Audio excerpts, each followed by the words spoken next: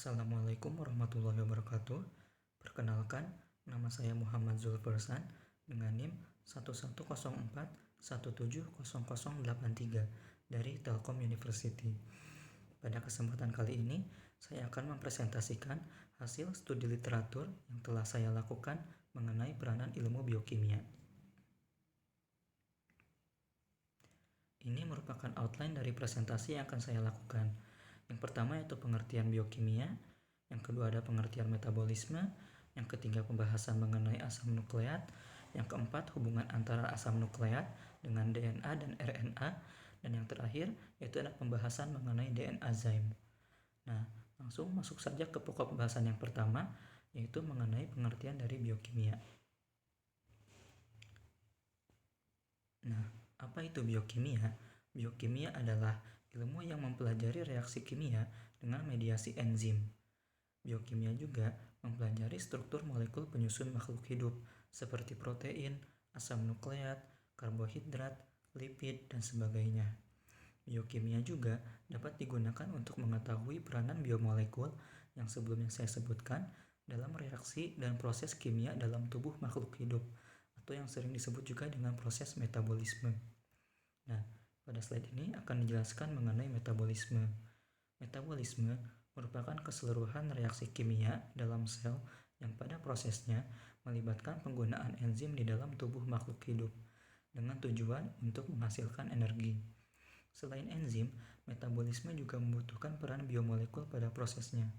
Biomolekul yang berperan pada proses metabolisme yaitu ada protein, polisakarida, lipid, dan juga asam nukleat. Pada slide selanjutnya akan dibahas lebih dalam mengenai asam nukleat.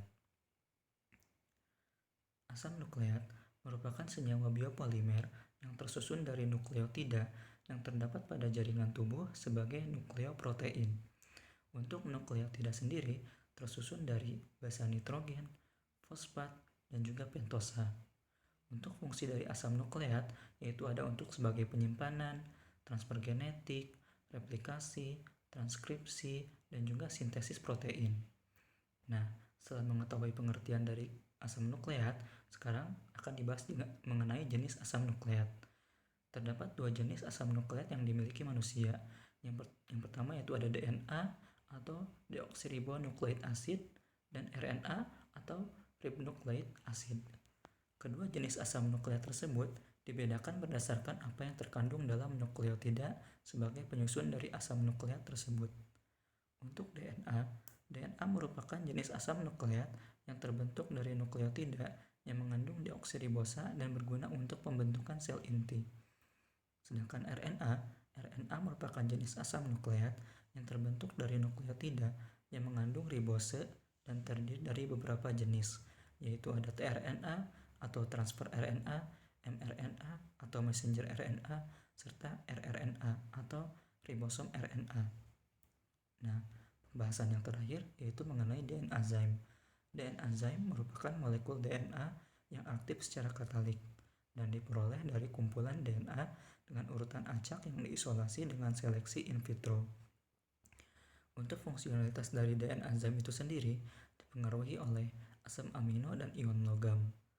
Untuk fungsi dari DNA Zyme yaitu ada untuk pembelahan RNA, pembelahan DNA baik yang dilakukan secara oksidatif maupun hidrolitik, ligasi DNA atau RNA, dan yang terakhir yaitu fosforilisasi DNA.